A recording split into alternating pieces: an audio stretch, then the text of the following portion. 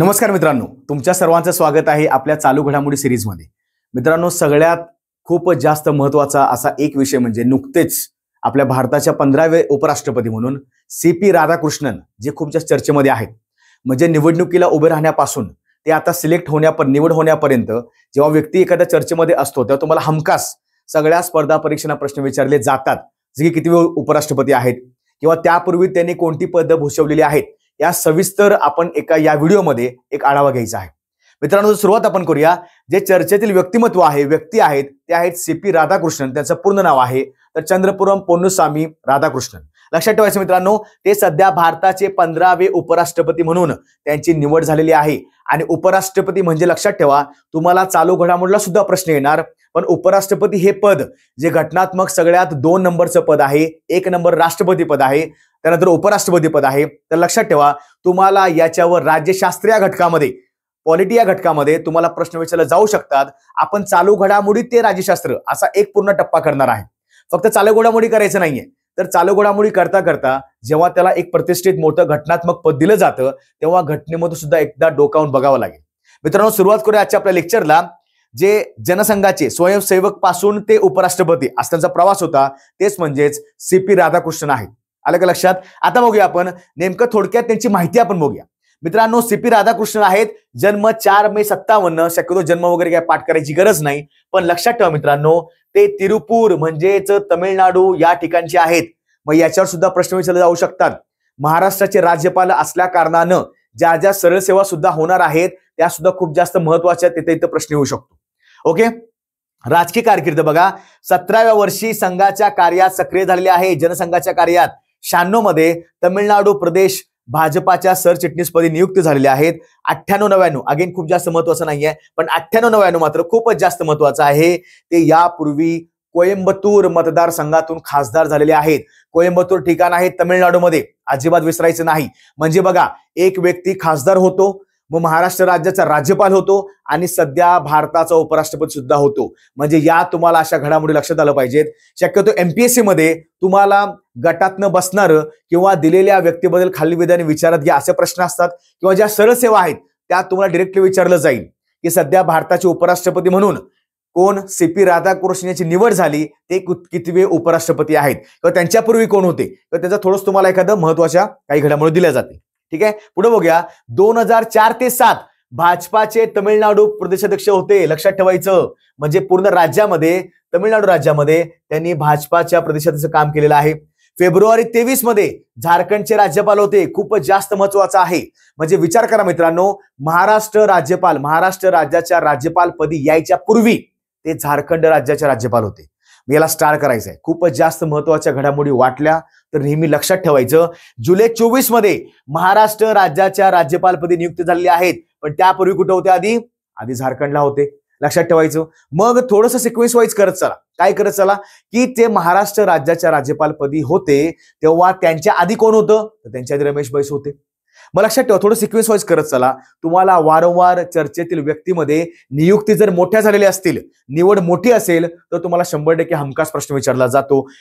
9 September 2025 म्हणजेच आता सध्या भारताचे 15वे उपराष्ट्रपती म्हणून त्याची निवड झालेली आहे। त्यापूर्वी ते महाराष्ट्र राज्याचे राज्यपाल होतील। आता लक्षात ठेवायचं, जेव्हा एखादा व्यक्ती उपराष्ट्रपती पदावर जातो आणि आता महाराष्ट्र राज्यपाल जे असतील ते पुन्हा नवीन होतील, या तुम्हाला आता काही दिवसातच कळेल। पण लक्षात ठेवा, एक व्यक्ती दोन्हीही कुठलीही घटनात्मक पद सांभाळू शकत नाही। तर जेव्हा हे उपराष्ट्रपती पदावर जातील तेव्हा यांच्याच जागेवर राज्यपाल या ठिकाणी एक नवीन व्यक्ती आलं का लक्षात? चला पुढे बघूया। आता जे उपराष्ट्रपती पद आहे, तुम्हाला चालू घडामोडीचा एक आवाका समजला। कितीवे आहेत? 15वे आहेत। कुठल्या राज्यामधले आहेत? तर तमिळनाडू राज्यामधले आहेत। आधी खासदार, हे आपण सगळं बघितलं। पण उपराष्ट्रपती हे पद आहे, त्या संदर्भात घटनेमध्ये तरतूद काय आहे हे जास्त महत्त्वाचं आहे। म्हणजे चालू घडामोडीचा अभ्यास करायचाच आहे, पण चालू घडामोडीचा अभ्यास करत असताना त्यासोबत पॉलिटीचा, राज्यशास्त्रात सुद्धा अभ्यास करता आला पाहिजे। म्हणजे लक्षात ठेवायचं, बॅक टू बेसिक्स। एक घडामोडी केली, त्या संदर्भात तुम्हाला इतर सुद्धा काही जीएसचे काही घटक करता येतात। आलं का लक्षात? आता बघा, उपराष्ट्रपती पद आहे, याला घटनात्मक स्थान आहे। म्हणजे भारतीय संविधानाच्या कलम 63 नुसार आपल्या भारताचा उपराष्ट्रपती असेल। आलं का लक्षात? म्हणजे अभ्यास करताना राष्ट्रपती, उपराष्ट्रपती या असल्या गोष्टी मिस करायच्या नाहीत. कार्यभार राष्ट्रपती पद रिक्त झाल्यास उपराष्ट्रपती राष्ट्रपतीचा पदभार स्वीकारू शकतात. राज्यसभा सभापती म्हणजे लक्षात ठेवायचं, भारताचा उपराष्ट्रपती असतो त्यांना राज्यसभेचा पदसिद्ध सभापती केलं जातं. राज्यसभेचे सभापती असतात. निवड प्रक्रिया तर इलेक्टोरल कॉलेज म्हणजे असं एक निर्वाचक मंडळ आहे, त्याच्यामध्ये कोण असतात तर उपराष्ट्रपतीची निवड संसदेच्या दोन्ही सभागृहातील सदस्यांच्या इलेक्टोरल कॉलेजद्वारे होते. म्हणजे लक्षात ठेवायचं, लोकसभा आणि राज्यसभेचे खासदार असतात तेच उपराष्ट्रपतीच्या व्यक्तीसाठी मतदान करतात. राज्याचा काहीही संबंध नाही. म्हणजे राज्यामध्ये जे आमदार आहेत विधानसभा किंवा विधान परिषदचे असतील ते उपराष्ट्रपती निवडणुकीमध्ये अजिबात भाग घेत नाहीत. संसदेतले खासदार लोकसभा राज्यसभा दोन्हीही खासदार उपराष्ट्रपती पदाच्या व्यक्तीसाठी काय करतात मतदान करतात. लक्षात ठेवायचं. प्रणाली बघा, त्यांची निवड एकल हस्तांतरणीय मतप्रणालीनुसार अनुपातिक प्रतिनिधित्वाच्या तत्वावर आधारित आहे. लक्षात ठेवायचं, एक व्यक्ती एकदाच वोट करेल आणि ते रिप्रेझेंटेटिव्ह डेमोक्रेसीमध्ये लक्षात ठेवायचं. ओके, पात्र निकष काय आहे म्हणजे उपराष्ट्रपती पदावर येणारा व्यक्ती जर पात्र असेल तर तो कोण पाहिजे बघा, तर नागरिकत्व काय असावं, ते भारताचे नागरिक असावे लागतात. 100% भारताचेच पाहिजेत. त्यांचे वय किमान 35 वर्ष पूर्ण असावे. मित्रांनो, खूपच जास्त इम्पॉर्टंट घडामोडी आहे. 35 वर्ष राष्ट्रपतीपासून लागतं आणि 35 वर्ष उपराष्ट्रपतीचं पण लागतं. पदावर जायचं असेल तर त्यापूर्वी या पात्रता निकष पूर्ण करणं गरजेचं आहे. पद ते लाभाचे कोणतेही पद धारण केले नसावेत, कोणतेही धारण करत नाहीत. म्हणजे जर उपराष्ट्रपती पदावर गेला तर त्या व्यक्तीनं कोणतंही लाभाचं पद धारण करायचं नाही. आलं का लक्षात? थोडक्यात पण महत्वाचं, आता अभ्यास करताना वन लाइनरवर सुद्धा जास्त फोकस करायचा. म्हणजे चालू घडामोडीमध्ये जेव्हा एखादं पद खूप जास्त महत्वाचं होऊन जातं तर लक्षात ठेवायचं त्या संदर्भात इतर सुद्धा घडामोडी करायच्या. भारताचे पहिले उपराष्ट्रपती कोण होते सगळ्यांना माहिती पाहिजे. भारताचे पहिले पंतप्रधान, पहिल्या महिला पंतप्रधान, पहिल्या महिला राष्ट्रपती हे सगळं तोंडपाठ करून घ्या. भारताचे पहिले उपराष्ट्रपती डॉक्टर सर्वपल्ली राधाकृष्णन, जे 1952 ते 62 म्हणजे त्यावेळी सर्वात जास्त कालखंड यांनी केला होता. पण नंतर एका दुसऱ्या व्यक्तीनं यांचा रेकॉर्ड मोडलेला आहे. जास्त कालखंड पदावर राहणारे किंवा काळ पदावर राहणारे सध्या हमीद अन्सारी आहेत, जे मागं खूप आधी होते उपराष्ट्रपती. आलं का लक्षात? म्हणजे भारताचे पहिले कोण आले तर डॉक्टर सर्वपल्ली राधाकृष्णन. राज्यपालपदी असताना उपराष्ट्रपती पदावर नियुक्त होणारे दुसरे व्यक्ती आहेत कोण? C P Radhakrishnan. म्हणजे राज्यपाल होते महाराष्ट्र राज्याचे आणि महाराष्ट्र राज्याचे राज्यपाल असताना ते आता सध्या उपराष्ट्रपती झालेले आहेत. यापूर्वी असे एक व्यक्ती होते, ते कोण होते तर पहिले व्यक्ती होते शंकर दयाळ शर्मा. मित्रांनो, हे सुद्धा राज्यपाल होते आणि राज्यपाल झाल्यावर ते नंतर त्याच पदावर असताना उपराष्ट्रपती झालेले आहेत. तसंच कोण झाला आता? सी पी राधाकृष्णन झालेले आहेत. म्हणजे अभ्यास करताना कुठं आपल्याला या घडामोडी लक्षात ठेवते ते लक्षात ठेवायचं. ओके, संसद अधिवेशनादरम्यान राजीनामा देणारे पहिले उपराष्ट्रपती जगदीप धनखड, जे सध्या त्यावेळी चर्चेमध्ये होते. अचानकपणे त्यांनी सांगितलं की तब्येतीच्या कारणास्तव त्यांनी उपराष्ट्रपती पदाचा राजीनामा दिलेला आहे आणि म्हणून राजीनामा दिल्यामुळं तिथं उपराष्ट्रपती निवडावा लागेल आणि म्हणून कुणाची नियुक्ती झाली सध्या तर सी पी राधाकृष्णन. आलं का लक्षात? 2 वेळा उपराष्ट्रपती पदावर विराजमान व्यक्ती, 2 वेळा म्हणजे पहिला टर्म आणि दुसरा टर्म. तर पहिली व्यक्ती कोण आहे? पहिले आहे डॉक्टर सर्वपल्ली राधाकृष्णन. म्हणजे लक्षात ठेवा 52 ते 57, 57 ते 62 अशा 2 टर्म. तसं लक्षात ठेवायचं. दुसरे कोण आहेत तर ते आहेत डॉक्टर हमीद अन्सारी. हे सुद्धा विसरू नका. 2007 ते 12 आणि 12 ते 17 कोण होते? हमीद अन्सारी. म्हणजे आतापर्यंत भारतामध्ये 2 व्यक्तींनी 2 टर्म केलेले आहेत पूर्ण. असे 2 व्यक्ती आहेत. सर्वपल्ली राधाकृष्णन पहिले उपराष्ट्रपती, नंतर कोण तर दुसरे हमीद अन्सारी. लक्षात ठेवायचं 2007 ते 17 आणि राधाकृष्णन 1952 ते 62. आलं का लक्षात?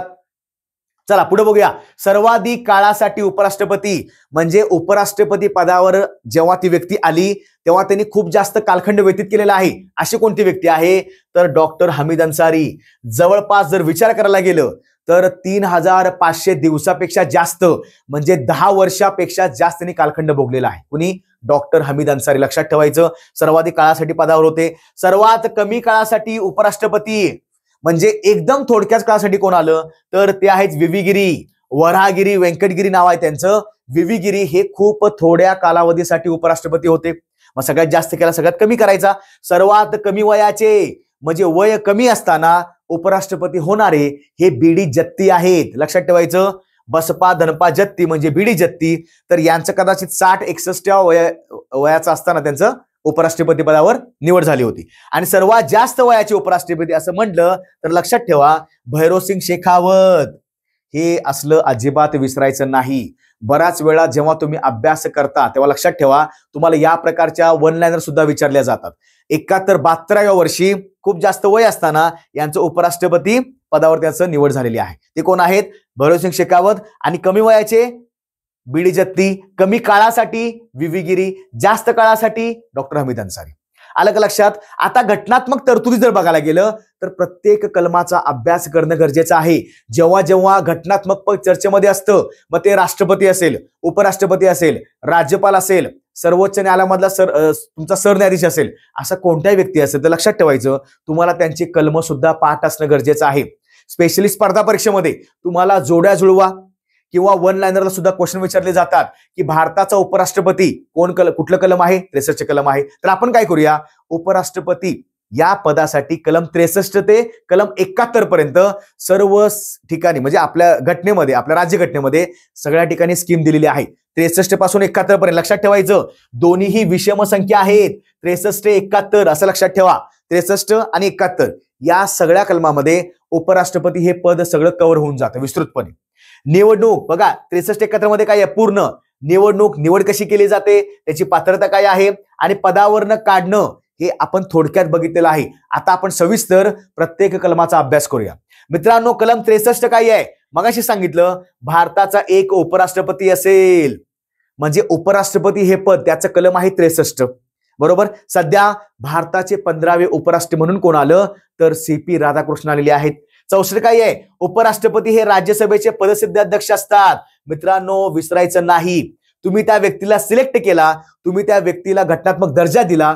आता त्या व्यक्तीचं कार्य काय असणार आहे तर उपराष्ट्रपती हा व्यक्ती राज्यसभेचा पदसिद्ध अध्यक्ष असतो. म्हणजेच कोण असतो? सभापती असतो. चेअरमन ऑफ द राज्यसभा हे विसरायचं नाही. Council of states. ठीक आहे. ओके. व इतर कोणतेही लाभाचे पद धारण केलेले नसावे. पण लक्षात ठेवा 64 ला त्यांचं कार्य आहे. कार्य काय आहे? राज्यसभेचे पदसिद्ध अध्यक्ष असतात. 65 काय आहे? राष्ट्रपतींच्या पदाच्या रिक्त पदावर किंवा त्यांच्या अनुपस्थितीत उपराष्ट्रपतींनी राष्ट्रपती म्हणून काम करावे किंवा त्यांचे कार्य पार पाडावे. म्हणजे राष्ट्रपती जर समजा रिक्त पद असेल राष्ट्रपतींचं, राष्ट्रपती नसतील तर उपराष्ट्रपती राष्ट्रपती होऊ शकतो. लक्षात ठेवायचं. पण राष्ट्रपतीच्या निवडणुका झाल्या, राष्ट्रपती पदावर आला तर उपराष्ट्रपतीने पुन्हा आपल्या पदावर यायचं. हे लक्षात ठेवा. म्हणजे काय होतं कुठल्या प्रकारचा वॉइड नको, इंटररेग्नम नको. म्हणजेच काय कुठल्या प्रकारचं आता बघा राष्ट्रपतीच पदावर नाहीये तर शासन कोण करणार? मग त्या राष्ट्रपती पदावर उपराष्ट्रपती जाऊन काम करतो. राष्ट्रपती नवीन आला तर लगेच तो व्यक्ती जो होता तो आपल्या पदावर पुन्हा माघारी येणार. आलं का लक्षात? म्हणजे बघा उपराष्ट्रपती पद, राज्यसभेचे पदसिद्ध अध्यक्ष आणि कोणतं काम आहे? राष्ट्रपतीच्या अनुपस्थितीत उपराष्ट्रपती सगळे कार्य पार पाडणार. आलं का लक्षात? 63, 64 आणि 65. 66 बघा उपराष्ट्रपतीची निवड संसदेच्या दोन्ही सभागृहांच्या सदस्यांनी बनलेल्या निर्वाचक मंडळाच्या म्हणजे इलेक्टोरल कॉलेज सदस्याद्वारे केली जाईल. म्हणजे कोण? लोकसभा आणि राज्यसभा. 66 काय आहे तर इलेक्टोरल कॉलेज म्हणजे निवडणूक कशी होते तर लोकसभेचे खासदार, राज्यसभेचे खासदार एकल संक्रमण मताद्वारे काय करतात? निवड करतात. Ballot paper. लक्षात ठेवायचं. उपराष्ट्रपती संसदेच्या कोणत्याही सभागृहाचा किंवा कोणत्याही राज्याचा विधिमंडळाच्या सभागृहाचा सदस्य नसावा. लक्षात ठेवायचं.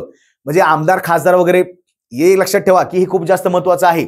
उपराष्ट्रपती पदावर जो व्यक्ती येणार तो कुठल्याही ठिकाणी इकडे आमदार खासदार नसावा. हे लक्षात ठेवा. महत्वाचं काय आहे? 66 कलम काय सांगतं तर दोन्ही सभागृहांच्या सदस्यांनी बनलेल्या दोन्ही सभागृह कुठले? संसदेमधले सभागृह. कारण आता लक्षात ठेवा उपराष्ट्रपती हा जर व्यक्ती बघायला गेला तर 2 म्हणजे घटनात्मक प्रमुख दुसरा व्यक्ती आहे आणि त्या दुसऱ्या व्यक्तीला निवडून द्यायचं असेल तर लक्षात ठेवा राष्ट्रपतीला सगळी लोक असतात पण उपराष्ट्रपतीला फक्त लोकसभा आणि राज्यसभेचे फक्त खासदार असणार आहेत. म्हणजे संसदेत खासदार लागतील. सदस्याचे काय आहे? पदावधी. जर एक व्यक्ती उपराष्ट्रपती पदावर आला तर तो किती वर्ष राहू शकतो त्या पदावर? नियुक्तीच्या तारखेपासून. हे लक्षात ठेवायचं, खूप जास्त महत्वाचं आहे. नियुक्तीच्या तारखेपासून, त्याला नियुक्त केल्यापासून, त्या तारखेपासून 5 वर्षांचा कालावधीसाठी. आणि लक्षात ठेवा, उपराष्ट्रपती भारतामध्ये कितीही वेळा राहू शकतो. 2 टर्म, 3 टर्म, 10 वर्ष, 15 वर्ष कितीही राहू शकतो. त्याला कोणते लिमिट नाहीये. मग तुम्हाला असा फिरवून प्रश्न विचारतात कधी कधी परीक्षेला, अजिबात कन्फ्युज व्हायचं नाही. ओके. कलम 68 बघा, 67 पदावधी 68 काय आहे, उपराष्ट्रपतींचा कार्यकाल पूर्ण झाल्यामुळे निर्माण झालेल्या रिक्त पदाची निवडणूक ही कार्यकाल संपण्यापूर्वी पूर्ण केली जाईल. समजा उपराष्ट्रपती 5 वर्ष आहे, 5 वर्ष म्हणजे संपत आलेली आहेत, तर उपराष्ट्रपती पद जेव्हा सोडणार असेल त्यापूर्वीच नवीन उपराष्ट्रपतीसाठी निवडणूक रचली जाईल, निवडणूक घेतली जाईल. आणि जेव्हा तो व्यक्ती पदावर जाणार, नवीन व्यक्ती लागोलाग पद ग्रहण करणार. आलं का लक्षात? कारण का, उपराष्ट्रपती पदाने समजा पूर्ण 5 वर्ष पूर्ण झालेत, उपराष्ट्रपती 5 वर्ष पूर्ण कार्यकाल झाला, तर नंतर मग गॅप पडणार. आणि गॅप होऊ नये म्हणून आधीच इलेक्शन घ्यावे लागतात, जेणेकरून काय होईल की उपराष्ट्रपतीने जेव्हा पदावर गेला तर लगेच जो निवडून आलेला आहे तो लगेच त्या पदावर येणार. आलं का लक्षात? पुढे बघूया. उपराष्ट्रपतींच्या मृत्यूमुळे, राजीनामा दिल्यामुळे किंवा काढून टाकल्यामुळे निर्माण झालेल्या रिक्त जागेवर निवडणूक शक्य तितक्या लवकर घेण्यात येईल. अगेन तेच सांगितलं मी, जेवढं लवकर व्हावं तेवढं. 6 महिन्याच्या आधी नवीन व्यक्ती आला पाहिजे, लक्षात ठेवायचं. कलम 69 खूप जास्त महत्वाचं आहे. प्रत्येक उपराष्ट्रपती आपल्या पदावर प्रवेश करताना राष्ट्रपती किंवा त्यांनी नियुक्त केलेल्या लक्षात ठेवायचं, राष्ट्रपती असेल तर राष्ट्रपती 100% शपथ त्यांना देणार, कुणाला, उपराष्ट्रपतीला. पण राष्ट्रपती नसेल तर राष्ट्रपतीने नियुक्त केलेला व्यक्ती त्यांना शपथ देईल. आलं का लक्षात? कलम 70 इतर आकस्मिक परिस्थितीत राष्ट्रपतींचे कार्य पार पाडणे. जेव्हा जेव्हा इमर्जन्सी असेल, जेव्हा जेव्हा गरज भासेल, तेव्हा राष्ट्रपतींच्या ऐवजी राष्ट्रपतींनी सांगितल्याप्रमाणे उपराष्ट्रपतीला काम करावं लागेल. 71 राष्ट्रपती किंवा उपराष्ट्रपतींच्या निवडणुकीशी संबंधित किंवा त्यांचे संबंधित बाबी. आता हे काय 71 थोडं एक्स्ट्रा दिलेलं आहे, पण लक्षात ठेवायचं, परीक्षेला अभ्यास करत असताना तुम्हाला 63 ते 71 मध्ये 4 कलम महत्वाची आहे. कुठली कुठली? पहिलं मेन पद 63 आहे. दुसरं कार्य कोणतं आहे ते. देन पदावधी 67 आणि 66 कोणतं, तर निर्वाचक मंडळ. म्हणजे 63, 64, 66 आणि 67 हे फक्त 4 ते 5 कलमच तेवढीच करा. पाठांतराचे मुद्दे भरपूर असतात पॉलिटीला, आपण सरसकट सगळे कलम पाठ करू शकत नाहीत. आपल्या राज्यघटनेमध्ये 470च्या वरती कलम आहेत आणि एवढं सोपं नाहीये. पण जे महत्वाचे काही व्यक्ती असतात, घटनात्मक दर्जा जो काही असतो किंवा घटनात्मक व्यक्ती असतात, जे पद असतं, ते तुम्हाला ऍटलिस्ट त्यातले 2-3 कलम पाठ झाले पाहिजे. आलं का लक्षात? मग अभ्यास करताना या सविस्तर गोष्टींचा आढावा व्यवस्थित घ्यायचा. भलेही तुम्ही उपराष्ट्रपती या व्यक्तीबद्दल नवीन चालू घडामोडी बघितल्या असतील, पण आपण सुद्धा राज्यशास्त्रामधल्या सुद्धा काही घडामोडी बघितलेल्या आहेत. म्हणजे चालू घडामोडीचा एक अँगल आपण जीएस मध्ये सुद्धा आणू शकतो. इथून पुढे ज्या ज्या अशा घडामोडी घडतील त्या चालू घडामोडीच्या सत्रामध्ये आपण विशिष्ट असा अभ्यास करायचा आहे. सगळ्या स्पर्धा परीक्षांना, सरळ सेवा असेल, कोणतीही पोलीस भरती असेल, कोणती एमपीएससी असेल, त्याच्यामध्ये राज्यशास्त्र घटक आहे आणि तो विसरायचा नाही. व्हिडिओ कसा वाटला नक्की सांगायचा आहे. जर आपल्या चॅनलला सबस्क्राईब केलं नसेल तर 100% सबस्क्राईब करा, लाईक करा, शेअर करा. धन्यवाद.